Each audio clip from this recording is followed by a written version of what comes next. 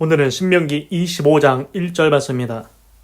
사람과 사람 사이에 시비가 생겨서 재판을 청하거든 재판장은 그들을 재판하여 의인은 의롭다 하고 악인은 정죄할 것이며 아멘. 그래서 신명기는 되풀이할 신자입니다. 명령을 되풀이해서 이야기한다. 모세가 광야 2세대들한테 하나님의 말씀과 명령과 규례 법도와 율례를 다시 한번 되풀이해서 2세대한테 광야 2세대한테 다시 한번 얘기하고 있습니다. 분명히 창세기 출애굽기는 애굽을 이집트를 탈출해 나온 이야기입니다. 그 다음에 레위기에서 하나님의 말씀과 명령과 규례 법도와 율례를 모세가 하나님께로부터 받았습니다. 십계명을 받았습니다.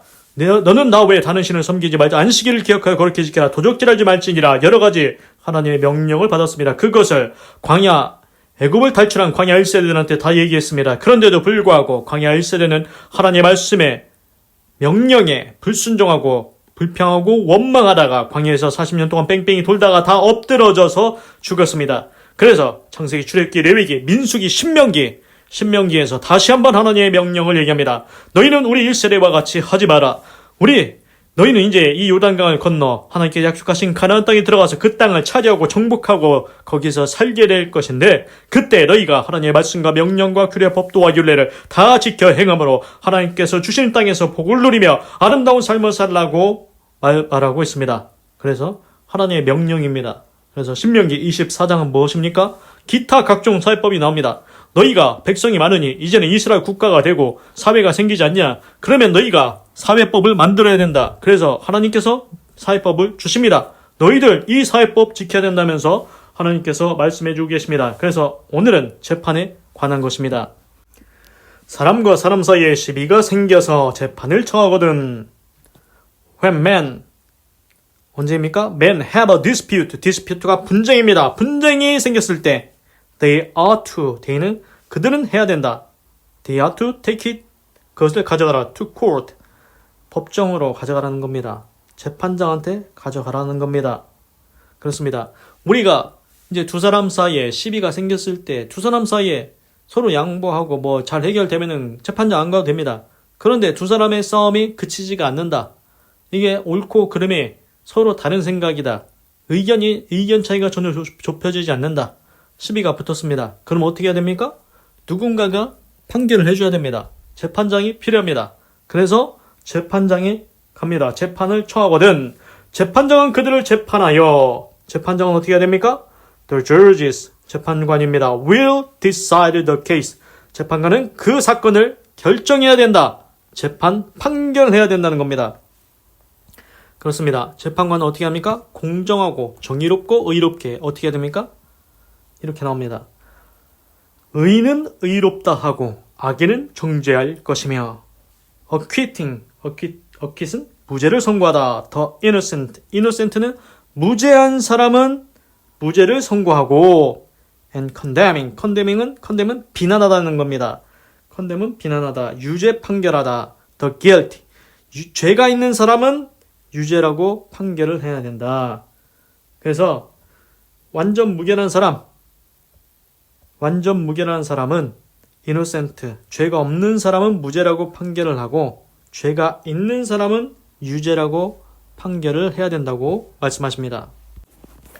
그렇습니다. 아무 죄가 없으면은 무죄 판결을 내려야 됩니다. 맞지 않습니까? 그리고 죄가 있으면은 유죄 판결을 내려야 됩니다. 그래서 우리가 이게 합당한 겁니다. 그래서 이제 가장 기본적인 케이스로, 가장 기본적인 사건으로 둘 중에 분명히 한 사람은 잘못을 했습니다. 잘못한 사람이 있을 거 아닙니까? 그러면은 그 사람이 잘못했다고 판결을 내려야죠. 그리고 잘못 없는 사람은 넌 잘못 없다, 넌 무죄다 이렇게 판결하는 게 지극히 정의롭고 의롭고 우리가 생각해도 상식적이지 않습니까? 이것이 공의입니다. 하나님의 공의를 지켜서 아무 죄 없는 사람 무죄라고 해주고 잘못한 사람은, 죄 있는 사람은 유죄라고 해야 된다. 이게 하나님께서 주시는 사회법입니다. 근데 여기서 이제 조금 더 다른 케이스가 있을 수도 있습니다. 뭐냐면 이제 둘 다 잘못을 했는데 이제 그때는 이제 비율을 나누겠죠. 너는 20% 잘못했고 쟤는 한 80% 잘못했으니까 이제 서로 이제 각자 그 프로세에 맞춰서 보상을 해줘라. 뭐 이런 식으로도 나올 수 있겠죠. 하여튼간 여기서 제가 생각할 때는 여기서 가장 핵심은 뭐냐? 죄가 없는 사람은 무죄라고 판결해야 되고 죄가 있는 사람은 유죄라고 판결하라는 것입니다. 그게 하나님의 뜻입니다. 죄가 없는데 내가 저기 아는 사람이라서 쟤는 어쩔 수가 없다. 제가 잘못을 했지만 쟤는 그냥 무죄로 풀려나게 해주고 당신이 잘못했다고 하게 할 거예요. 그래서 당신 죄가 없지만 당신이 유죄예요. 돈 받아먹고 뇌물 받아먹고 재판을 굽히면은 되겠습니까? 안 되겠습니까? 하나님이 그거 하지 말라고 하십니다. 그래서 우리 이런 얘기 많이 들어봤어요. 유전 무죄. 돈이 있으면은 무죄다. 그러니까 돈 주면은 무죄가 되는 겁니까? 그렇게 하지 말라고 하십니다. 그래서 무전 유죄. 돈이 없으면 유죄다. 뇌물 줄 돈이 없으면은 유죄가 돼버립니까? 그런 사회 만들지 말라고 오늘 하나님이 분명히 말씀하고 계십니다. 그래서 이제 그냥 상상력을 펼쳐보는 겁니다. 생각을 이제 진행시켜보는 겁니다. 뭐냐면은 만약에 이 법을 안 지킨다. 죄가 없는 사람한테 무죄라고 안 하고 죄가 있는 사람한테 유죄라고 안 하고 이걸 아예 바꿔서 해버린다. 돈만 주면 유죄여도 당신 무죄로 풀려나게 해줄게. 재판관이 그런다 해보십시오. 문제는 뭐냐면은 그 당시에는 뭐 자기는 이제 유죄 판결 안 받았으니까 아이고 좋다. 돈만 있으면 된다 해서. 근데 이제 문제는 뭐냐면 그게 한두 사람이겠습니까? 돈 있으면은 다 무죄 판결 받으려고 다 돈 갖다 주고 그러면 이제 결국에는 재판관이 무슨 소용이 있겠습니까? 재판관이 옳고 그름 따져주는 사람인데 힘없고 약한 사람들이 이게 옳고 그름을 해결해 달라고 가져가는 게 재판인데 재판관이 뇌물을 받고 재판결을 굽게 한다? 그러면은 누가 그 불의한 재판관한테 가서 해결해 달라고 하겠습니까?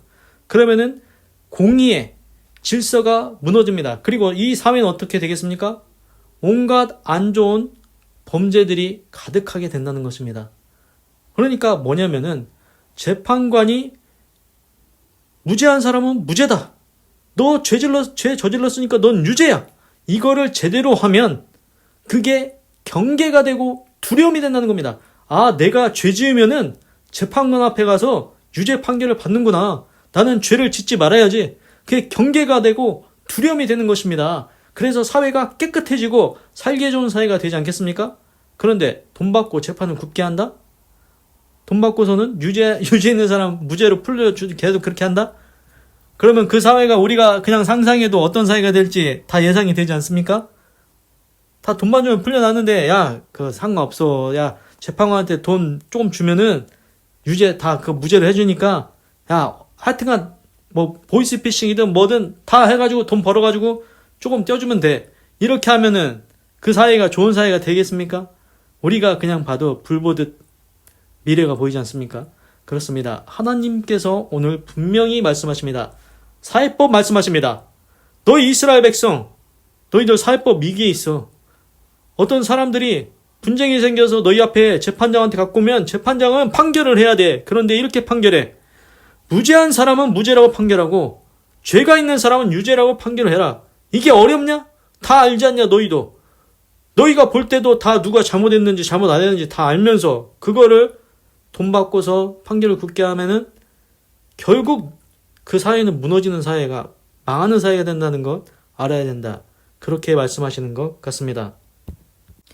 그래서 지금 이 하나님의 말씀을 보면은 그 사회가 깨끗하고 살기 좋고 아름다운 사회를 만들기 위해서는 재판관이 옳게 공의롭게 정의롭게 판결을 해야 된다는 것입니다.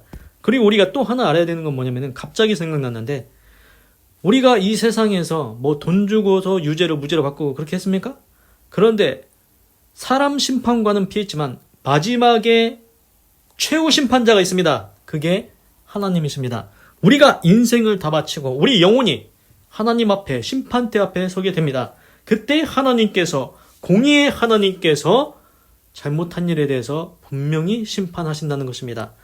사람 심판자는 뭐 돈 찔러주고 피했습니까? 그럴지라도 마지막 최후 심판자 하나님을 피할 수는 없습니다.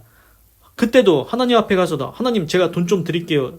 그냥 저 좀 용서해 주시면 이게 되겠습니까? 하나님 앞에, 공의의 하나님 앞에 그때는 그 어떤 것도 통하지 않습니다. 그래서 의롭게 살아야 됩니다. 공의롭게, 정의롭게 살아야 된다는 것입니다. 기도하겠습니다. 하나님, 오늘은 신명기 25장 1절을 읽고 묵상해 보았습니다. 사람과 사람 사이에 시비가 생겨서 재판을 정하거든 재판장은 그들을 재판하여 의인을 의롭다 하고 악인은 정죄할 것이며.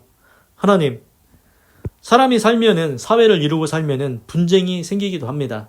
그래서 분명히 아무 죄가 없는 사람이 있고 잘못한 사람이 있습니다. 피해자가 있고 잘못을 범한 사람이 있겠죠. 그때 재판장한테 가면 재판장이 공의롭게, 정의롭게, 공평하게 판결을 해줘야 됩니다. 너는 죄 없다. 넌 무죄다. 너는 죄 지었으니까, 잘못했으니까 넌 유죄야. 이걸 정확하게 하라고 했습니다. 그렇게 해야 사회가 깨끗하고 살기 좋고 아름다운 사회가 된다고 분명히 말씀하셨습니다. 이게 지키기가 어렵습니까? 왜 어렵습니까? 돈 욕심 내지 마십시오. 돈 받고 판결 굳게 하려고 하지 마십시오. 그렇게 되면은 결국 처음엔 나 돈 벌는 것 같고, 그런데 나중에 가보면은 그 사회는 이제 안 좋은 사회, 망해가는 사회로 된다는 것을 깨닫게 하시옵소서. 하나님 앞에 이 사회법이 지켜지게 하시고, 또한 최후 심판자 하나님 앞에서는 그 누구도 돈으로도 그 어떤 것으로도 피할 수 없다는 것을 깨닫게 하시고, 하나님 앞에 의롭게 깨끗하게 청결하게 살아가게 하시옵소서. 하나님 감사합니다. 사랑합니다. 찬양합니다. 주님 홀로 영광 받으소서. 사랑이 많으신 예수님의 이름으로 기도드립니다. 아멘.